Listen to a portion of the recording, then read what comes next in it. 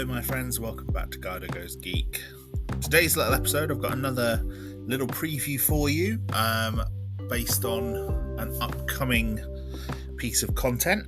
I'm doing a discussion of the video game Cyberpunk 2077, and again I was hoping to have it released by now.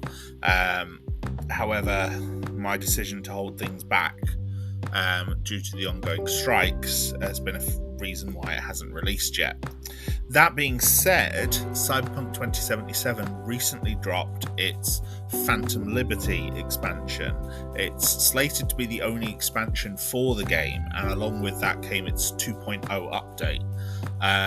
The main content of my Cyberpunk episode is talking about the game as it was as part of its 1.6 update. Because obviously that was the latest version at the time, although I do mention that the 1.3, the 1.5 updates in there as well, because that's my experience with the game. That being said, there is a lot that's changed in the 2.0 update, and Phantom Liberty itself adds plenty to the game, and so I wanted to do a quick review of the content in that, just to try and encourage you to play it. I think it's very good. I think if you have not played Cyberpunk before, this is the perfect time to jump in. The Phantom Liberty expansion and the original base game are available for a very competitive price right now, and it's well worth it. By just adding a single district to the game, they've added so much. So yeah, this is my review and discussion of Cyberpunk 2077 Phantom Liberty.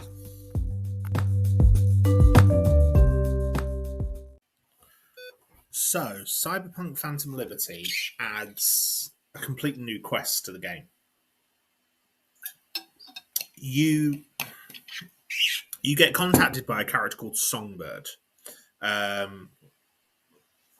when you arrive near Dogtown.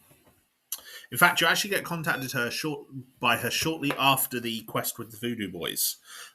So after, in the main game, once you've dealt with Maman Brigitte and you first encountered Alt, that's when you get contacted by Songbird. Songbird is on board Space Force One, which is the presidential space plane, along with Rosalind Myers, who is the president of the NUSA, I think it's New United States of America. Now, Night City isn't part of the NUSA; it's an independent city. However, Dogtown, one of the districts inside Night City, which is essentially almost like a lawless district and was completely walled off before the Phantom Liberty expansion and the update 2.0. That has affiliations with the NUSA. Kind of. It's run by Barguest, who are essentially former Militech soldiers. And it was a staging ground for the corporate war. So it is mentioned a lot in kind of the backstory. The backstory of Dogtown kind of links to the whole backstory of Night City. Essentially, Space Force One is being brought down, and it's going to crash in Night City. Specifically, it's going to crash in Dogtown. And Songbird has contacted you because she is a superior netrunner, and she has contacted you because she believes that you will be able to help save Rosalind Myers, and as payment for this, she's willing to help offer to save V's life. Because she indicates that she knows things about the relic, and she's able to influence it. For example, when you first meet her, she's actually projecting into your mind in the same way that Johnny does. And she actually interacts with Johnny, and more importantly, silences him for a bit. Like, puts Johnny on the back seat, and kind of has some control over the relic herself, which allows for the expansion of the relic skill tree, which has some quite good skills, actually, some pretty powerful ones, ways of enhancing cyberware and things like that. Now, The actual plot of Phantom Liberty involves, first of all, you breaking into Dogtown, which involves going through some very impressive set pieces, like a whole underground car park, and that goes on for miles, and very kind of cool. Then you break into Dogtown itself. Dogtown itself is kind of broken and disheveled.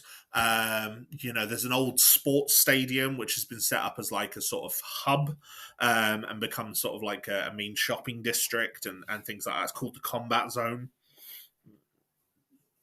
and things like that. And Dogtown itself, obviously, it was part of Pacifica, so it's built to be this impressive, glorious resort. But then it became a war zone, became a front in the corporate war, and obviously it suffers from the same problems as the rest of Pacifica, in which it was never completed. So you've got these, elements that look like Las Vegas, but then also look post-apocalyptic at the same time. It's very impressive. Um, if you can hear noise in the background, by the way, that's Tallulah making a cup of tea. So, and now she's glaring at me because I've pointed it out. Um, so yeah,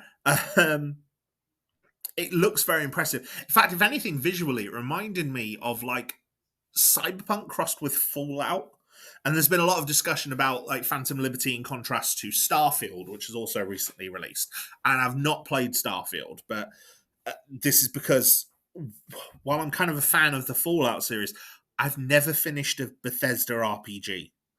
They always kind of lose me at some point, and I've never finished any of them. To be honest, yeah, I just struggle with them. But yeah, so the Phantom Liberty quest line, I think you get something like 8 or 9 main quests, plus obviously all the gigs inside Dogtown, which are given to you by Mr. Hands, who is the Pacifica fixer, who has a new voice artist for this and is given a redesign. The new voice lacks some of the character of the old one, but then as it evolves, I really got to like it because obviously Mr. Hands' character takes a very different role. He's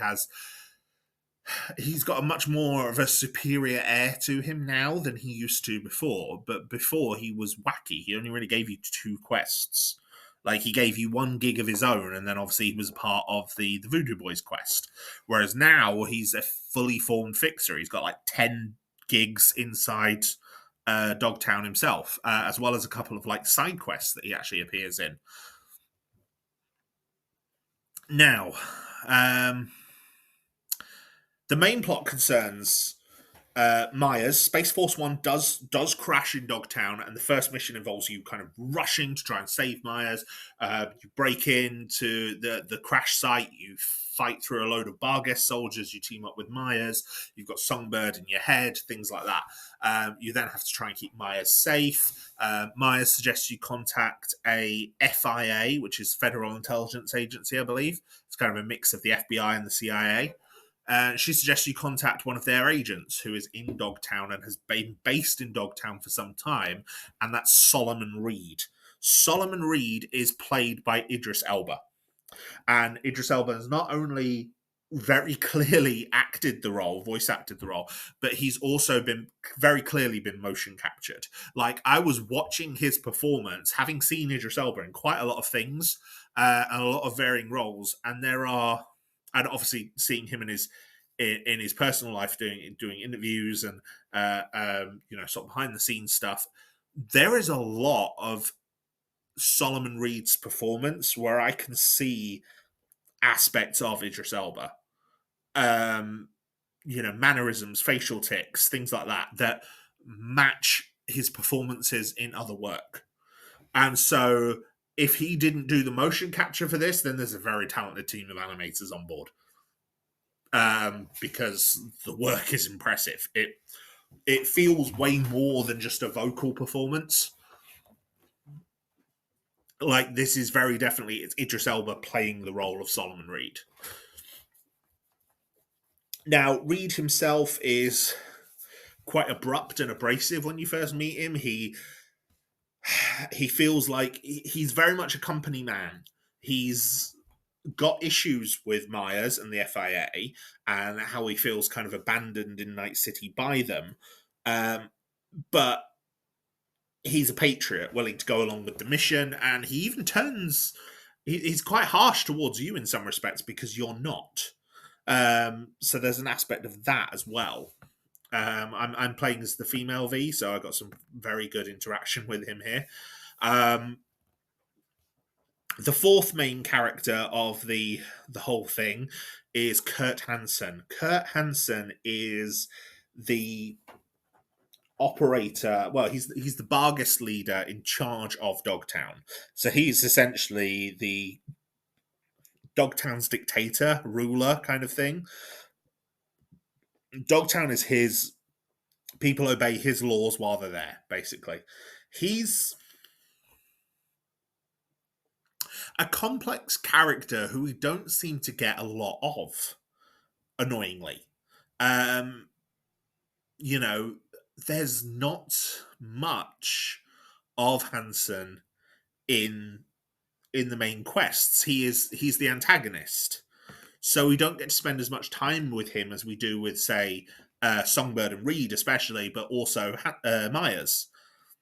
I mean, Myers is only really a part of the mission for the first act of it, kind of thing.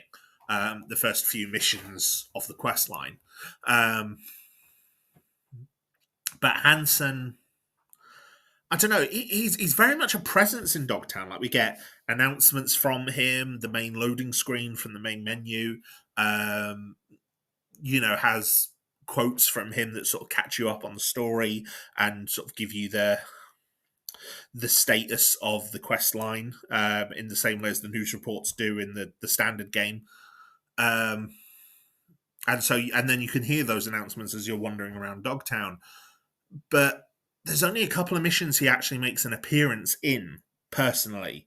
And you don't get to interact with him much. And when you do, like, your biggest point of interaction with him comes quite late in the mission, where you're actually not yourself, if that makes sense. You are. It's due to a piece of cyberware that you get as part of the quest that enables you to disguise yourself as someone else. It's a piece of cyberware that you first see on the character of Alex, who's another agent left behind in Dogtown and another former partner of Reed's, in the same way that Songbird was. The CGI trailer that actually came out for Phantom Liberty does tie into the story of this as well. It shows what happened 7 years ago when Reed was left in Night City and Songbird kind of betrayed him to do it. So Songbird was his netrunner partner, in a similar way to how Jackie and V used T-Bug at the start of the game. You know, the person in the chair kind of helping influence things from further away. Still, though, it's not bad. I like what they're trying to do, but I think trying to set these four characters up as like the main parts of the quest, when they're kind of not. Like, Songbird and Reed definitely are the two main characters of this entire plot line. But I'd argue someone like Alex or Mr. Hans have a bigger role than Myers or Hansen. Myers and Hansen's main role is sort of a bit more. The word's on the tip of my tongue. Kind of superior to everything. They're outside looking in. They're the controlling elements behind what's going on. Because as you find out, Songbird's kind of been taken prisoner, as she says, by Hansen. Although there's elements of it where you see maybe she's not quite as much of a prisoner as she claims she is. But you know, she's with Hansen, and you and Myers are you and Reed are acting on Myers' orders along with Alex. But yeah, it's kind of, they're the controlling elements rather than key elements of the story itself, which is a bit of a shame because, yeah, there's There's some interactions I wish I could have had with both Myers and Hansen that you just don't get a chance to because they're not as much of a role in the plot. There's not as much of a presence in the missions themselves. The main quest is quite good. There's quite a lot of divergent points, and in fact, the last two missions for the quest line are very, very different depending on a choice you make at quite a critical juncture at the stadium, which influences whether certain characters live or die, influences which boss fight you have, and sort of how you conclude the whole Phantom Liberty mission. I've done all of them. There's actually 4 different endings for Phantom Liberty because obviously each of those 2 divergent paths then splits into its own 2 divergent paths towards the end. I've done all of them through a result of separate saves.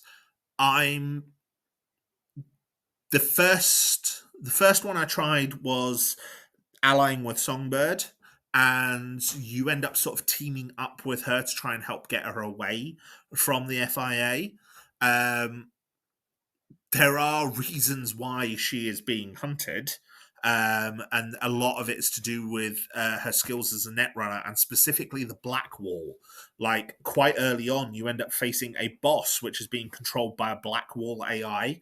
You don't find out it's a Black Wall AI until afterwards, but essentially, every time Songbird's using her net running skills, she's attacking the Black Wall. She's using Black Wall AIs. And obviously, that's very dangerous in Cyberpunk. That's one of the reasons why Netwatch is so active against the Voodoo Boys. It's because of their own actions with the Black Wall. Like, we've seen this in the main quest, which is why Phantom Liberty takes place after that quest line in the main game. Which actually means Phantom Liberty does come quite late in the plot of Cyberpunk 2077, but by design, I think. But yeah, it's interesting, and obviously the things she's doing on the Black Wall, it's kind of unclear how much of it is her choice and how much of it is things she's being forced to do, and then it also becomes unclear of the things that are her choice, how much damage it's doing. Well, I mean, it's very clear it's doing damage to her and to the things around her, and that she can't quite control it as much. But yeah, there's a lot going on. There's a lot to observe, and like I said, I teamed up with her first. I helped get her out. That was the thing I felt was the right thing to do. And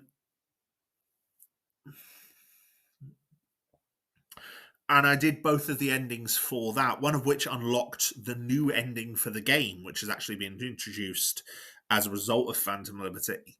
And I found both of those endings, well, the final mission was incredible, and you got to do some amazing stuff. Like, you get to use the same Black Wall hacking abilities that Songbird has towards the end of that mission, and it makes you phenomenally powerful. And I did enjoy that mission. I enjoyed the set piece at the space station where this is all taking place. Both of those endings were very, very bittersweet. And the actual new ending that was added is even worse. Like, none of the endings in Cyberpunk are particularly positive. There's always a sting in the tail. But this one, I think, is the most negative ending. I don't want to go too deep in spoilers, but yeah, it left a really sour taste in my mouth. It became I think it's possibly the worst ending apart from the suicide ending in terms of what it does for V and their companions. So yeah, that left an impact on me, and not a good one.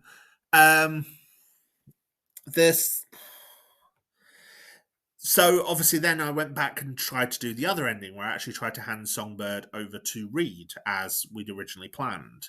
And that led to, again, some very interesting set pieces towards the final mission, and a very, very tense final mission of the entire quest line, where you're being stalked by almost like this unkillable um, bot, which is able to kill you in like one hit. And that was very tense, and I really enjoyed that mission. As hard as it was, and it was hard, this thing kills you in one hit.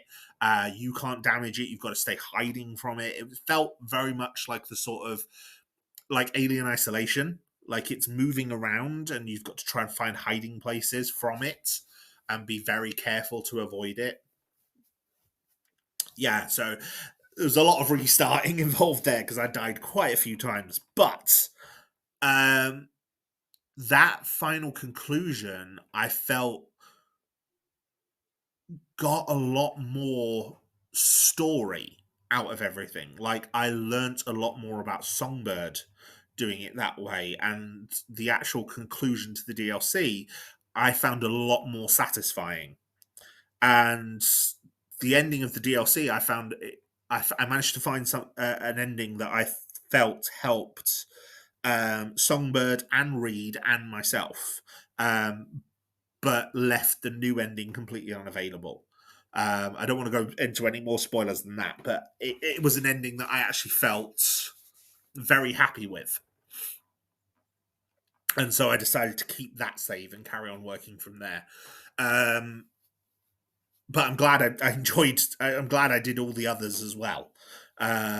It does involve doing it with multiple saves. There's no point of no return in the same way as there is with the main endings in the main game. So if you do want to explore all these different paths, you are going to have to do multiple saves on certain missions, specifically the mission Firestarter, which is sort of mission 10 of the DLC. That's where I had multiple saves. But yeah, there's a lot of good set pieces in Phantom Liberty as well. Like there's a party that you go to and you're undercover.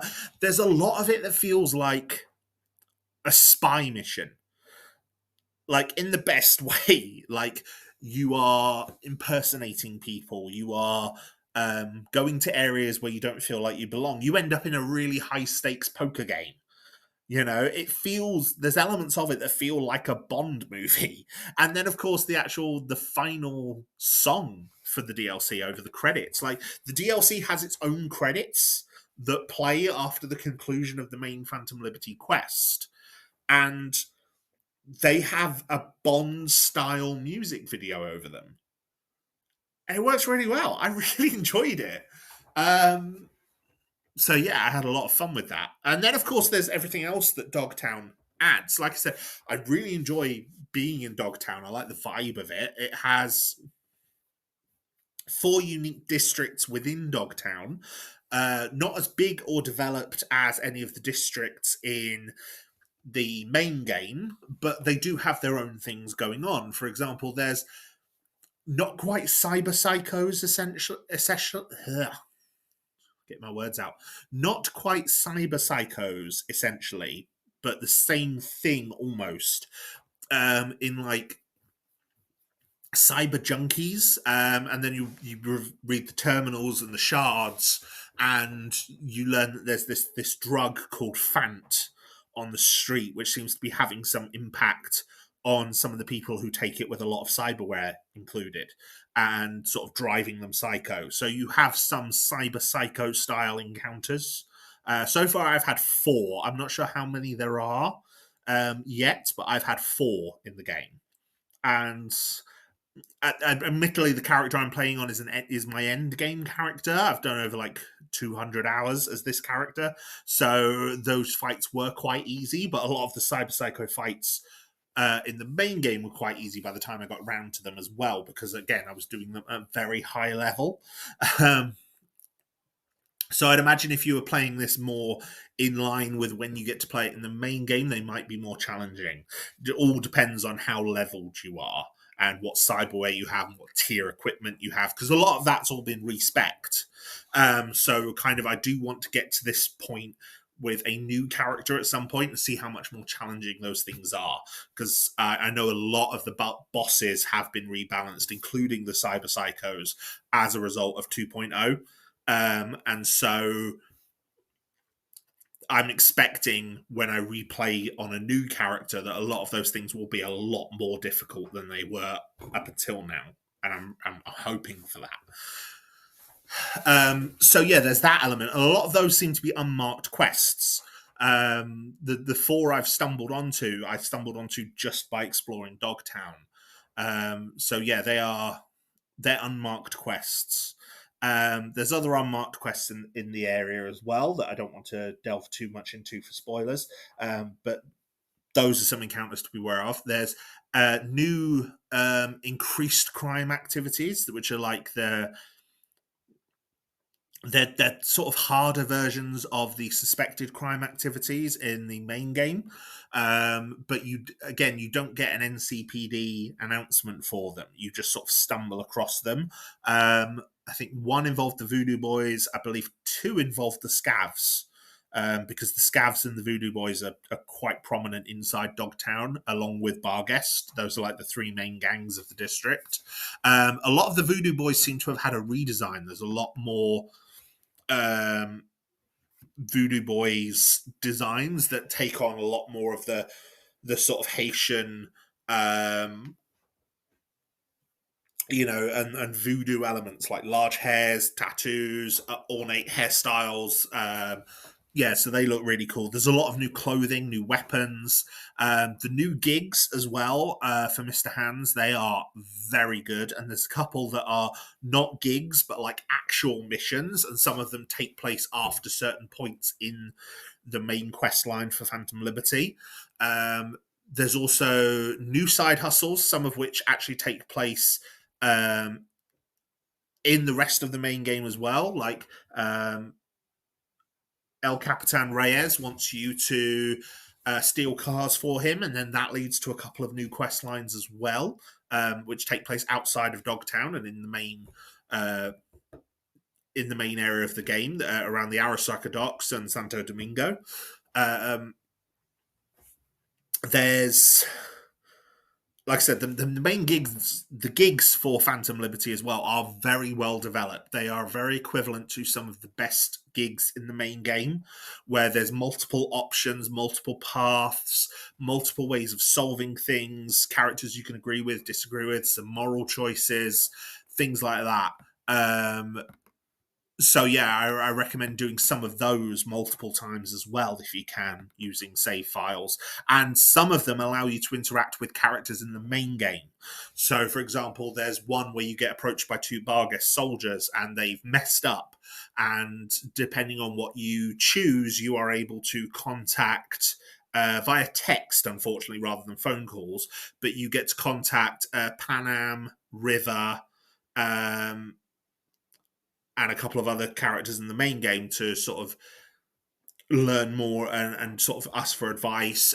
There's one with a brain dance where you can contact Judy and Vic to try and get more advice.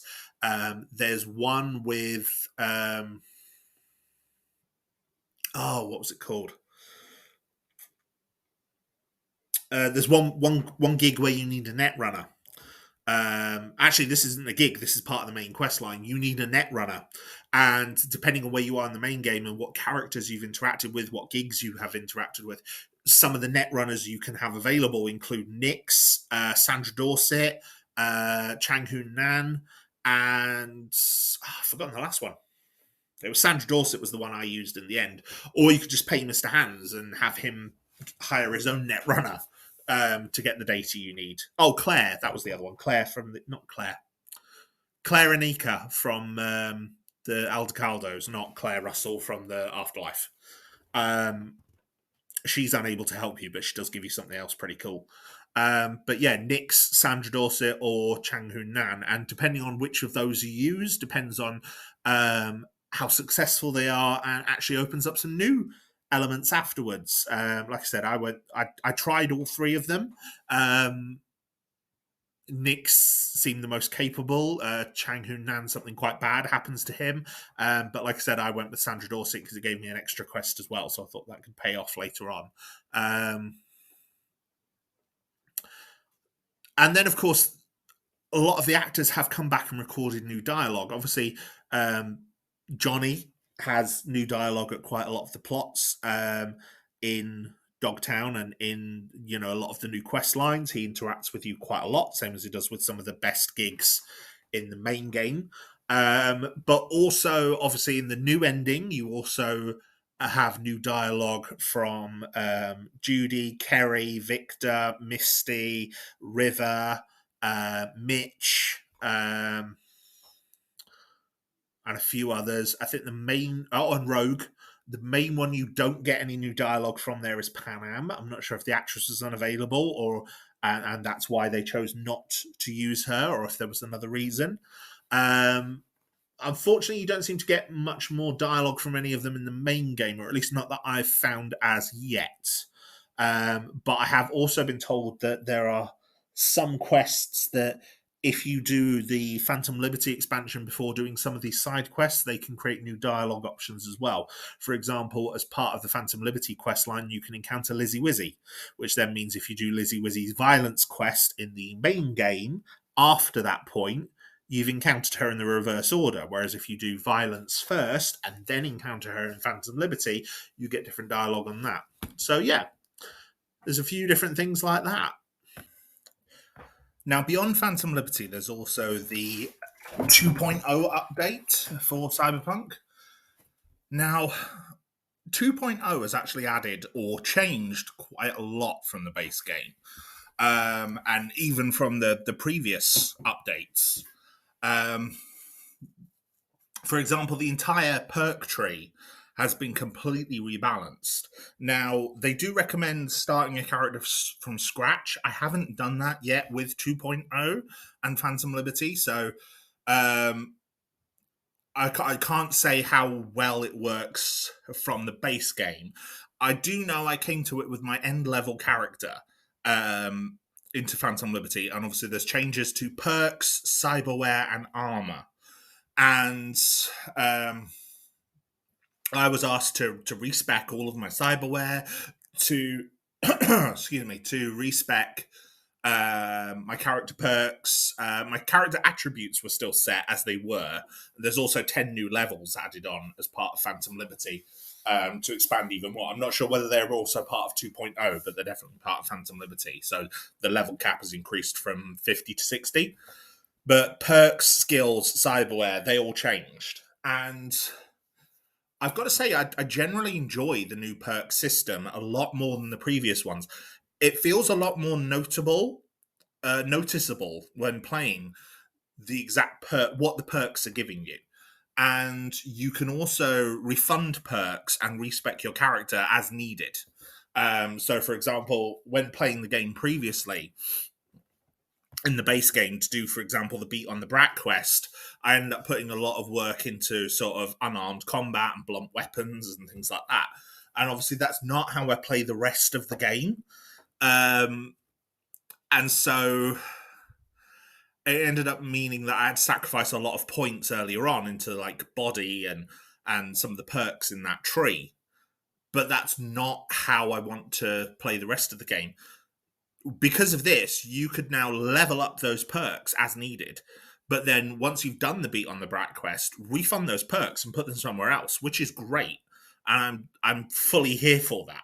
The attribute points now limit what perks you have available in a similar way to what they did before, but it's more noticeable and it's sort of easier to keep track of what perks you have available. There's perks that are like active or provide like key bonuses, and then there's like sub perks underneath those that provide more passive bonuses. But and some perks are still multiple levels, and in a lot of cases you will have to fully level up the perk to have access to the bonus perks associated with it. But it's worked now into a proper tree, so you can see it and you can access it, and it makes a lot more sense than it used to. Some of the ultimate perks if you've unlocked full attribute points, for a particular level, they are very powerful. Like you can really notice those. There are some areas where I have noticed my character is a lot weaker than they were before. Now, whether this is due to the cyberware changes or other things, I'm not sure. My overall health seems to be lower, but my regeneration is about the same. So it's very rare that I die in my current build. Obviously, I am playing on a light difficulty. I suppose if I was to crank the difficulty up, I might notice that I'm dying more often. But obviously, like I said, this is also an end-game character. And you expect to die quite a lot in the early game. The cyberware that I have, cyberware is now responsible for your armor rather than clothing. So clothing becomes purely cosmetic, and there's a lot of new clothing that's been added with these expansions. Some new cyberware as well has been added, and when I got a chance to rebalance the cyberware, a lot of it was all the iconic level, or not iconic, legendary level, like tier 5. And you can then upgrade it from there as well, which changes some of the attributes. Now, there is a cyberware cap that you can't exceed. The cyberware capacity seems to be increased by shards. I don't have access to many of those shards, and I'm seeing on Reddit and some other places that some other people who are running new characters are struggling to get access to a lot of those shards as well. Now, presumably, I think you get them based on gigs in the main game, because I don't think I've encountered any while playing Phantom Liberty. So my cyberware was kind of peaked at a certain point, and your armor score comes from certain cyberware, not all of it, but certain cyberware, and you get to a point where you can't exceed anymore. Your cyberware is capped out. So whereas before in the previous game I was able to have something on every slot, that you can't do that anymore. Some perks can increase the amount of cyberware you can slot. For example, there is a perk called Ambidextrous, which gives you a second slot for your hands. So obviously the hand cyberware in the base game, you only had one, and it was tied to the different weapon types. So, for example, power weapons, if you wanted to use the bullet recoiling, you needed a ballistic corpo processor. If you wanted to use smart targeting for smart weapons, you needed a smart link.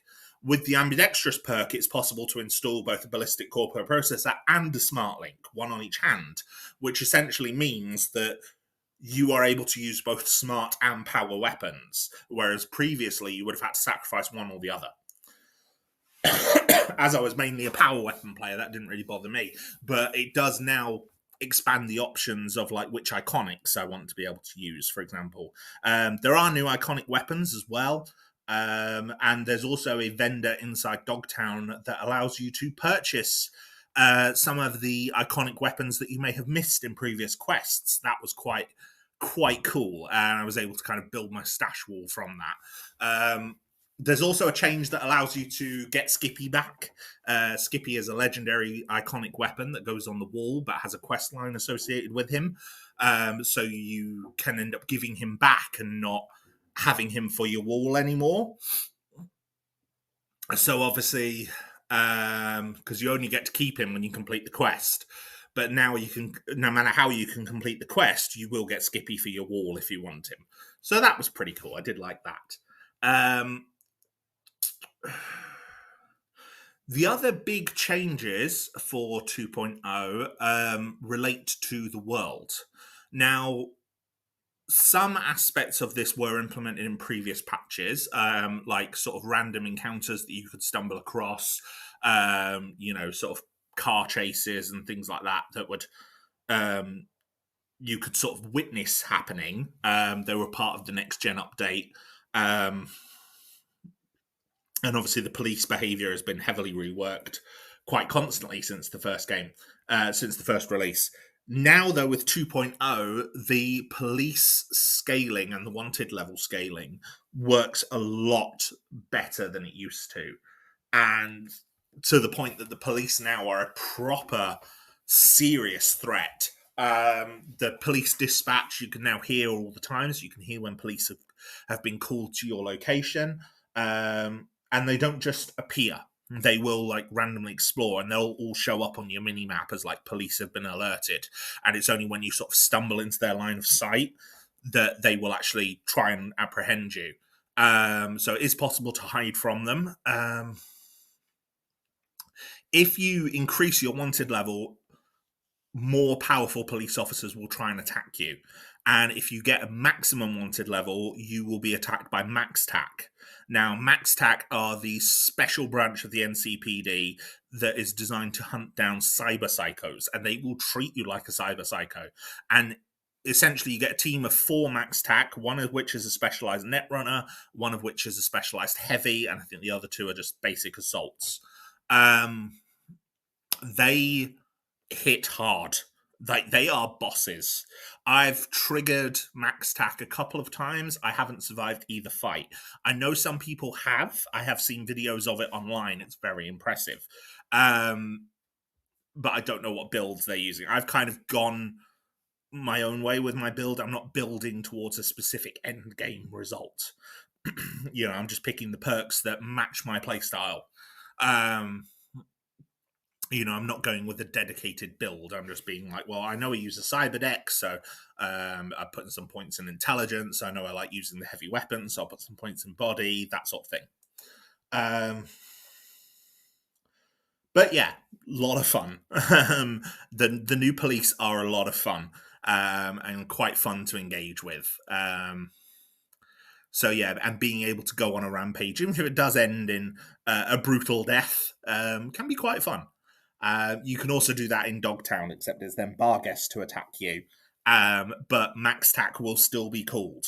Like, if you get a maximum wanted level in Dogtown, it's still Max TAC that get called. So that was pretty cool. And when Max TAC arrive, they arrive by AV.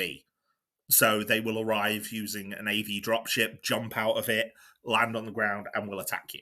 And yeah, they're a challenge. A very hefty challenge. What else as well? The vehicle combat. There is now actual full-on vehicle combat in the game, by which I mean that you can have cars with weapons and cars without weapons. Weapons tend to be machine guns, which fire straight forward, or missile launchers, which can obviously fire a cluster of missiles in any direction. You can also do cyber hacking from cars. Like, there are actual certain points, certain perks that relate exclusively to the cars, and they're available from standard. Like, you don't have to unlock them. Just your basic standard will allow you to use the car perks. Some of them can work with Sandevistan, so allow you to use the Sandevistan to slow time while inside your car. I don't tend to use a Sandevistan, but I know that obviously after David had one in Cyberpunk Edge Runners, it's something that a lot of players did start to use. So I have seen videos of Sandevistan builds in the community and on like Reddit and Xbox and things like that. So I know that they can be used, and I know how effective they are with that build. And seeing some of the things that people are doing with cars and Sandevistans, very, very cool. The cars themselves, you can purchase new vehicles. You could purchase them in the base game. They would be given to you by the fixers. There is now a dedicated auto fixer which runs through El Capitan, and he runs a dedicated auto fixer website. And doing his repeatable missions allows you to get discounts for that. And you can use them to buy cars. And he sells the cars there, obviously the ones that were available in the base game, plus the new cars with the weapons. The weapon card, and then Phantom Liberty adds even more cars as well. The weaponized cars are pretty cool, and you do get a couple of them for free. So there is one that you can find in Northside. There's one that you can get as part of a quest reward with El Capitan. And then obviously there's others you have to purchase. They are pretty cool. I don't think I'll use the weaponized combat that much on the vehicles. The weapon combat on the unweaponized vehicles involves the pulling out a gun, and you can use either pistols or submachine guns. You can fire them through the windows, but if you're on one of the more cyberpunk future aesthetic cars, the doors will actually open and you'll fire through the doors, which limits your range of fire. For example, you can't shoot straight forward. Um, or if you do, it involves V kind of leaning out of the car. Um, I don't know. It's not as good. It's not something I've done very much. It means cars all now have an armor value. If cars get destroyed, you can't just immediately recover them. There is a cooldown for it before they can be repaired. Previously in the base game, it was a case of like you just pay 100 eddies and your car's immediately back. Like you can summon the new car next to the burning wreck of the old one. Not quite the same anymore. Um, There were some cars from the base game, like for example the Delamain car, which I know Delamain's cars are armed, so I don't know why the Delamain car that you got in that quest isn't armed. Because it doesn't seem to be in my end game character. Whether that changes when you replay 2.0, I don't know. Maybe it's like, because obviously there's multiple versions of that car that you can get based on your choices in that quest. So it could be that maybe you need um specific decisions to be made. I don't know. Um to get a weaponized version of the Delamain. But either way, it's fun. I enjoyed it. It was a lot of fun. The weapon, like I said, I don't think I'll use the weaponized cars that much, but the cars have been greatly improved, like all across the board. Like I previously in the base game only used a bike because a lot of the cars handled really badly. There was a lot of sliding. If I did tend to use a car, it tended to be Claire's Beast, and that was because you use it in the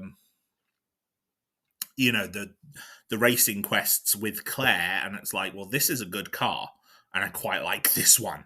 Um, so it handled pretty well. Some of the newer cars, though, like I've recently purchased one from AutoFixer in my game. One of the weaponized ones handles really well. It's probably the most fluid car that I've had. Some of the other street cars, they drift a bit more than I would like. Some of the cars that you steal for El Capitan handle really badly, and every time I've stolen one of them, that's been one of the ones where he's given me a time limit. And the time limits for them are a joke as well. Like there was one I got, and it was the quest. I picked up the car in Dogtown. It wanted me to take the car to Northside, which is 3 islands away, and it wanted me to do it in 3.5 minutes. Um, yeah, that ain't happening. That's like a 5.5 minute drive at the best of times. So, yeah, but yeah, there's a lot of good new changes, and like I said, some of it is unique to Phantom Liberty, and some of it seems to be part of the 2.0 update. And I'm very intrigued on going back and doing the rest of the base game using the 2.0 update and getting out as much as I can from it, because I've had a lot of fun with the new inclusions. Even if they're new inclusions like the vehicle combat that I may not use as much going forward, but in the missions where you are forced to use it, I've managed to make it work for me, especially with the quick hacking. Like some of the quick hacks that you get on those cars, you can make some of those cars blow up if you have decent enough RAM. That's a quick way to get the NCPD off your ass. It does also mean as well now that if you are getting chased by the NCPD, you can't just drive in a car and drive off, because they'll get in their own cars and they'll follow you. So yeah, you can have full-on car chases now. Yeah, it's fun. There's been a lot of good changes. Like, I think if 2.0, which is next gen exclusive, by the way, but I think if 2.0 had been the game that had finally released, like even if they needed to scale back the release until now to release it, I think Cyberpunk would have been a lot better received, because while Update 2.0 still doesn't include everything from the pre-release trailers, it includes so much that it feels a lot closer to the game as marketed than what was released originally. And so with 2.0, it feels now like Cyberpunk as a base game is complete, and then Phantom Liberty is a huge expansion on top of that. So even if you only buy Cyberpunk and you don't buy Phantom Liberty, provided you've got a good PC or a PlayStation 5 or an Xbox Series X or S, you will be able to play the 2.0, well, it's 2.01 now, Phantom Liberty update, but without the expansion content. So you'll get the new police system, you'll get the new perk system, you will get everything else. If you were on a previous Xbox or a PlayStation 4, you won't. You'll be stuck with the 1.6 update. Same with a lower end PC. But that's still not a bad game. You know, the 1.6 update was good. Like I was doing a review on that because of how good it already was. This just makes the game even better. And then, of course, like I said, you get the Phantom Liberty expansion on top of that, which is just adds so much more. Oh, I forgot to add as well. There's 3 new radio stations added to the game with this: Growl FM, Dark Star, and Impulse. And they all feature new music. They've got new DJs. The DJ on Growl FM is based on bits of her dialogue that I've heard. She sounds like she's a Mox, which is pretty cool. Or at least a former Mox, or someone who empathizes with them. At least she refers to Lizzie as one of our people. Now she is voiced by Sasha Grey. And I think she does a brilliant job. It's not the first video game I've seen Sasha Grey in. She was also in Saints Row 3, playing the character of Viola de Winter, and I really enjoyed her in that as that character. So it was quite nice to hear her voice again in this. The Growl FM is a very eclectic radio station. It doesn't have much of a vibe in the same way that the other ones do, because it's a lot of mixed songs that were submitted by the audience. So they're user-submitted songs. And obviously a lot of musicians who have done fan music for Cyberpunk considered implementing some of their songs, but there was I know one of them didn't want to do it because of a rights issue. I know another one that wrote one for the competition. I don't know whether it was approved or not, but he's now released that song as well. So yeah, there's a very nice mix of electronic, rock. Some are clearly inspired by certain radio stations rather than others, but there's a lot of new music. I haven't heard all of it, but most of what I've heard is pretty good, and I'm enjoying it. The Dark Star is more of a electronic disco type. It's like just a constant DJ set. No, sorry, I'm getting too confused between Dark Star and Impulse. Impulse, I believe, is the one that's more of a DJ set rather than defined songs. I think it does loop. I haven't heard it much. But it is quite good, and some of the songs are quite good. And apparently, it's mixed by Idris Elba himself, so that's pretty cool if that's true. And then Dark Star features a lot more electronic music and bits of sort of drum and bass and electronica, that sort of thing.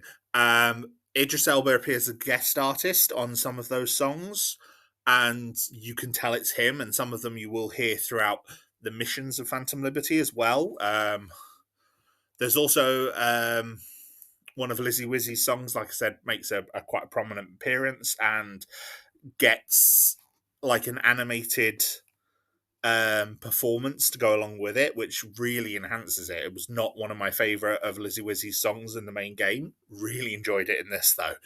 And the final song of Phantom Liberty, the actual end credits song, is recorded by the same person who did the ending song "Let You Down" from Cyberpunk Edge Runners, and it's a really great song.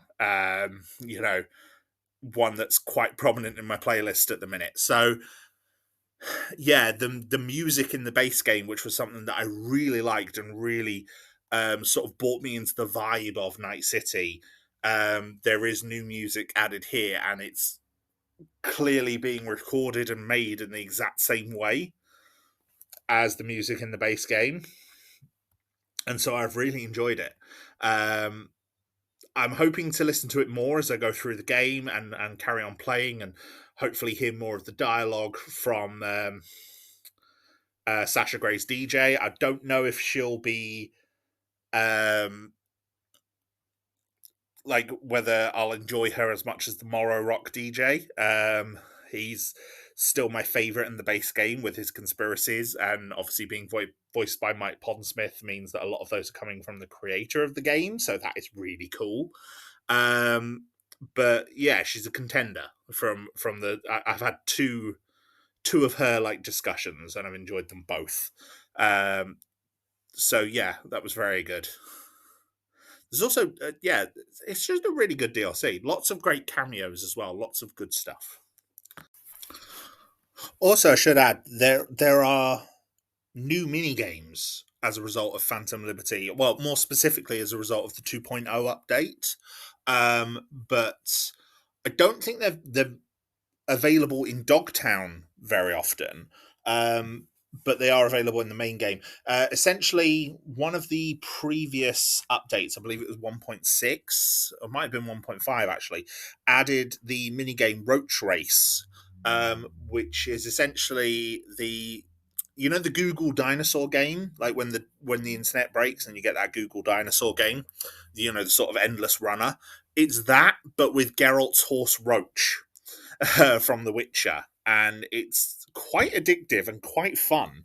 And again, has some great music, some nice pixelated design. It's a lot of fun. Now, Phantom Liberty, well, the 2.0 update added a new minigame that you can play in the same way as Roach Race on different arcade cabinets throughout the world. And this one is called Trauma Drama. Um, and you are essentially a heavily armed member of Trauma Team playing a Contra style, basic platformer, but mainly a shooter, getting power ups which unlock different weapons to rescue people and fight through members of the gangs of Night City. In a similar way to Roach Race, there is a table at the end where it's a goal of like trying to beat these high scores and unlock stuff and things like that. It's a lot of fun. It's high score is the high score targets are much higher than Roach Race, and I've not got the high score on Roach Race at all.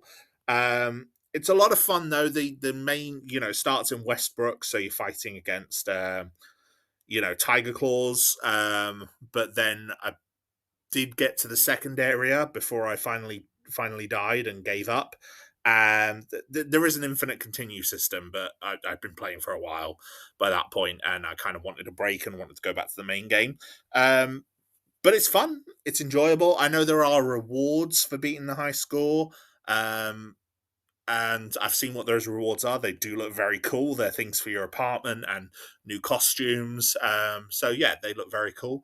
But there's a third game that's been added, and this one is a bit more fun and a bit more intricate. Whereas Roach Race and Trauma Drama are kind of they'll appear throughout the world and they are pixelated. The third game that's been added is unique and only exists in one location in the main game. And that's because it's tied into the FF06B5 or B9, I can't remember. Minigame. Well, it's the same minigame. It's like a mystery ARG type thing that a lot of the audience picked up, and Cyberpunk has been CD Projekt Red has been adding secrets to it in Cyberpunk to sort of tease for it, and it seems like with update 2.0 it might have finally got a resolution. So I don't want to spoil that for anyone who maybe isn't aware of it. It's one of those kind of deep dives if you really want to explore it. But it does come with a game.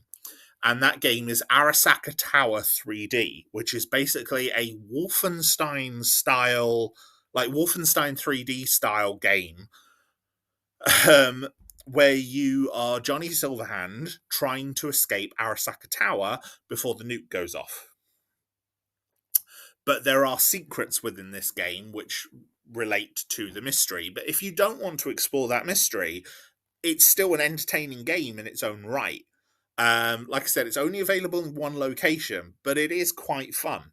It's probably a bit slower than the actual gameplay of Arasaka Tower, but it's got like a digitized version of the song The Rebel Path, which plays during the original Arasaka Tower flashback. You play as Johnny using his Malorian pistol, fighting against Arasaka guards. Most of them go down in a single hit. It's kind of got like an 80s, yeah, like a 90s 3D filter over it, so it looks sort of equivalent to like things like the classic Doom, classic Quake, that sort of thing. Despite using the main 3D graphics from the main game, it just looks slightly more pixelated. But yeah, it's a lot of fun. Again, I've not completed it yet, and I have to do a lot of effort to go through and unlock the secrets for the main games. But I have played it and I really enjoyed it. It's again an unmarked quest, like a lot of the FF mystery stuff. Um, it's a completely unmarked quest, but you can find it in the game.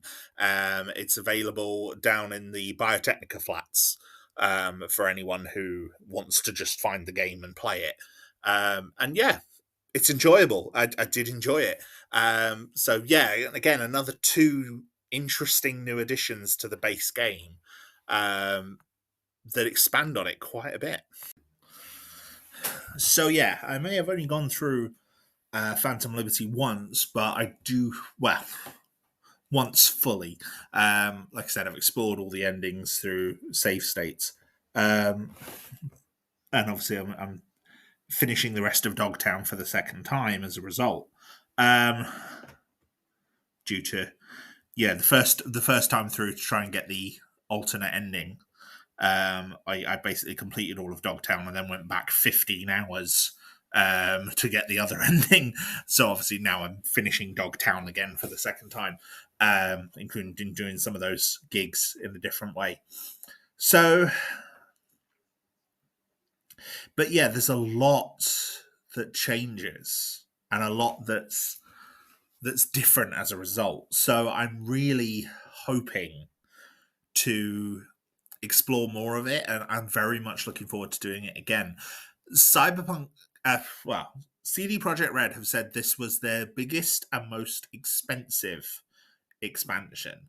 Now, I know that some of the expansions in The Witcher were quite big in terms of area, but and I don't think Dogtown compares to that in terms of the playable area. But in terms of the content, I think it probably does. This is a very rich, there's a very long quest line for the actual main Phantom Liberty quest. Took me about, I think it probably amounted to easily about another 10 hours, if not longer, just for the main quest. It's probably close to about 15 hours for the main quest, plus all the DLC. Plus obviously the rest of the gigs with Mr. Hands, the main missions there. Like I said, add about another 15 hours on for that. So you're looking at about a good 30-hour expansion, I think, to try and to get everything. And some of the side quests are really good. Like there's a very nice side quest with Alex shortly before meeting Songbird for one of the Phantom Liberty missions. And it's just a nice, sweet character moment. And then, of course, like I said, there's the elements of, depending on how you do this in alignment with the main game, and the steps you choose to take, certain things could be different. Like there's two characters that you interact with quite early on in Phantom Liberty, and they recognize Myers. and I ended up in conflict with them, and they ended up dead in my playthrough.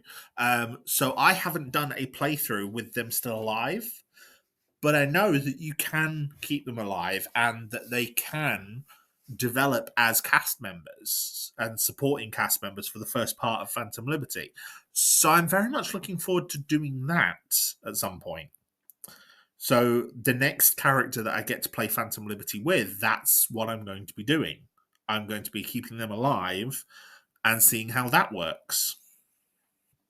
So yeah, I'm as a result, I'm very intrigued by all this. I'm very much enjoyed it. I had a lot of fun with it. I thought it was very good, very much worth the money. Um, like I said, I pre-ordered this. The pre-order bonus is still a bit glitched on Xbox.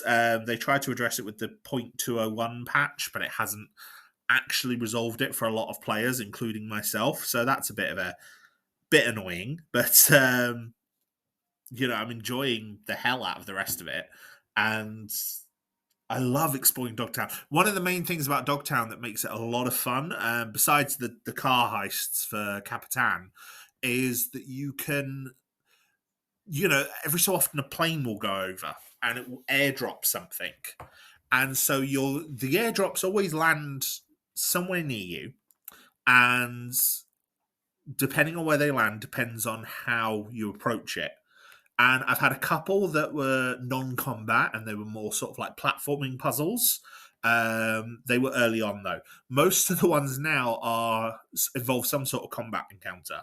Either I come onto the scene and take out the Barghest soldiers who are around the area, or I come into the middle of a firefight between Barghest and either the Scavs or the Voodoo Boys, and I have the option to sneak in under them and try and steal the stuff from the airdrop, which usually has some epic tier loot and usually like carrying capacity shards and things like that.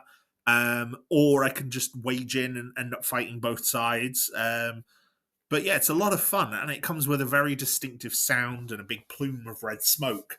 And they get introduced quite early on to the Phantom Liberty questline as like a way of expanding what Dogtown is. So they're a lot of fun, and I've enjoyed doing them. And like I said, some of the gigs inside Dogtown are amazing, really well done, really rewarding.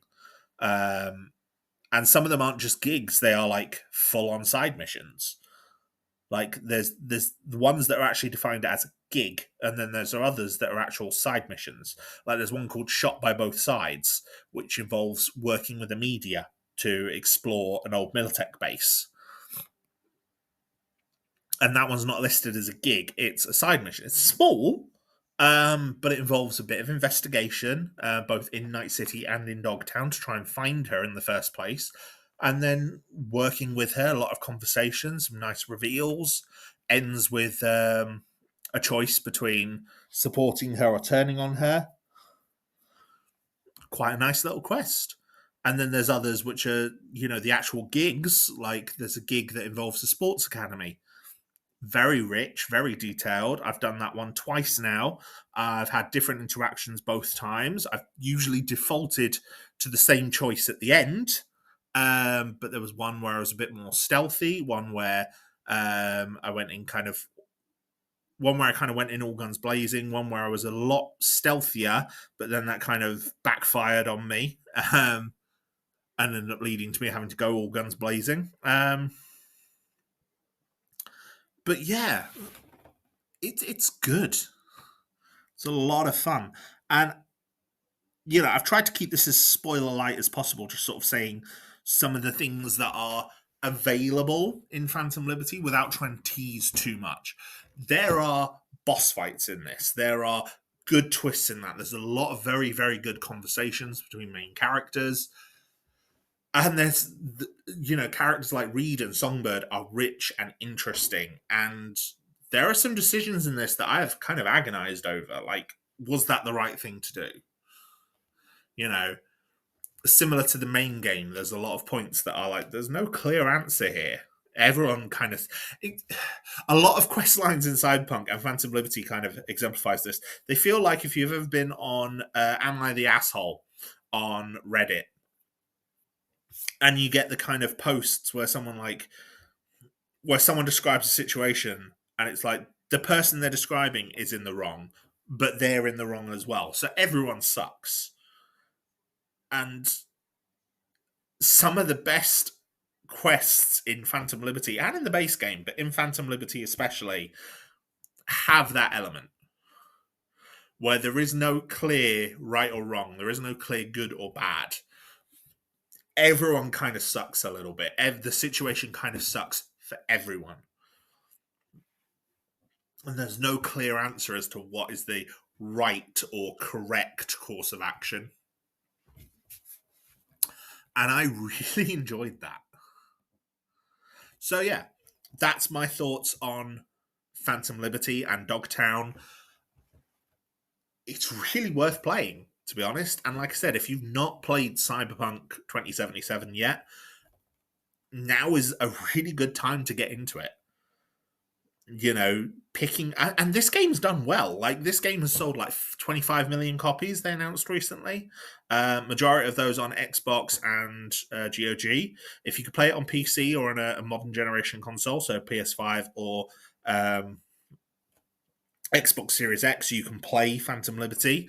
But even then, the base game is good. But if you can especially get Phantom Liberty, really play it. Give it a go, because it's a lot of fun, and I think you'll really enjoy it.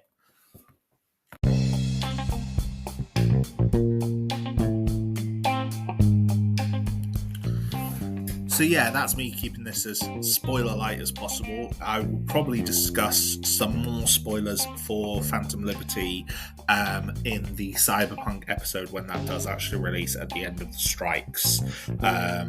So if you've enjoyed this and you want to see more, as well as my thoughts of the base game, spoiler, I really enjoy it, then that is going to be the main time to really come back and get spoilers, and that's where I'll probably touch on some of those endgame missions in a bit more detail and some thoughts on my more fleshed out thoughts on the new ending.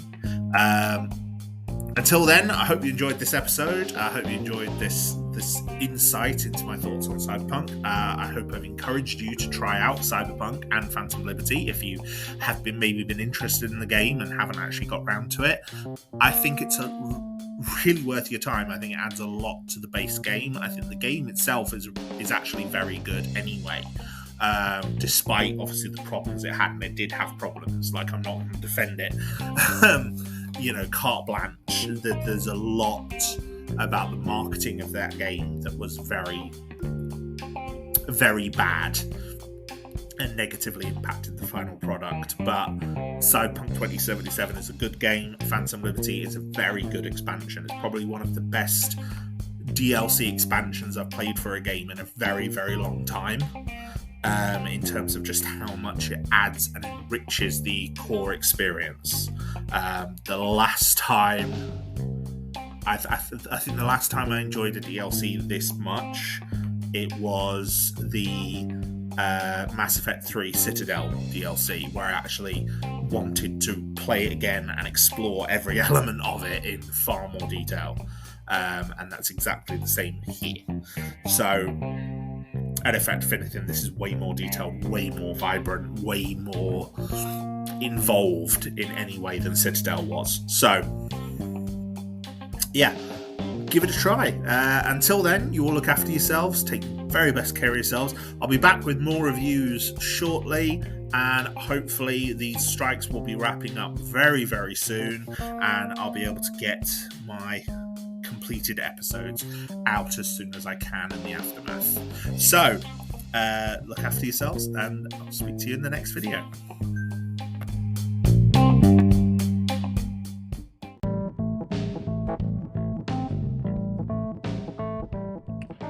Thank you, my friends, for once again joining me on Garhdo Goes Geek. Your continued support for this podcast means the absolute world to me, and I am grateful for every single one of you who stays and listens to one of my episodes. It means the absolute world. Now, if you would like to engage more with me or the podcast, we have a Discord community, small but growing, and we now have commissions open on Ko-Fi. So if there's a topic you would like to see me cover, you can pay me to cover it. All funds will be used for legal purchase of the relevant items where I do not have them. Have a look on the link tree for more information. Until next time, look after yourselves.